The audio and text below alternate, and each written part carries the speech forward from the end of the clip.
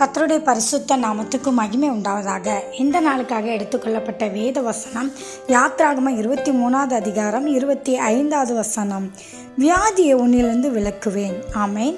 இதை பார்த்து கொண்டு இருக்கிற பிரியமான சகோதர சகோதரிகளை, கர்த்தருடைய வார்த்தையை சொல்கிறது, அவர் உங்கள் வியாதியை உங்களை விட்டு விலக்குவேன் என்று சொல்லுகிறார். ஆம் தேவ பிள்ளைகளே, இயேசு கிறிஸ்து சகல வியாதிகளை நீக்குகிற தேவனாய் இருக்கிறார்.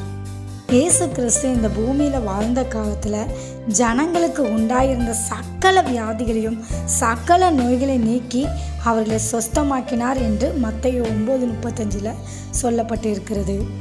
இதை பார்க்குற யாராவது உங்களுக்கு வியாதி நிமித்தம் நீங்கள் கஷ்டப்படுகிறீங்களா? உங்கள் வியாதியை மாற்ற இயேசு கிறிஸ்து ஒருவர் உண்டு. இந்த வார்த்தையை நீங்கள் விசுவாசித்து இந்த வார்த்தையை சொல்லி ஜெபிங்க. ஏசப்பா, வியாதி உன்னிலிருந்து விலக்குவேன் என்று சொல்லியிருக்கீங்களே, இந்த வார்த்தையை நான் விசுவாசிக்கிறேன், வியாதியை என்னை விட்டு விலக்குங்கப்பா என்று சொல்லி நீங்கள் ஜெபிங்க. அது மட்டும் இல்லை, இயேசு கிறிஸ்து நம்முடைய வியாதியை சிலுவையில் சுமந்து அவருடைய தழும்புகளால் நம்மளை சுகமாக்குகிறார் என்று வேதவசனம் சொல்லியிருக்கிறது. இந்த வார்த்தையை நீங்கள் விசுவாசிங்க. விசுவாசத்தோடு இயேசு கிறிஸ்துவிடம் ஜெபிங்க. இயேசு நிச்சயமாக உங்களை வியாதியிலிருந்து சுகம் தருவார். ஆமென். தேவன் தாமே உங்களை ஆசீர்வதிப்பாராக.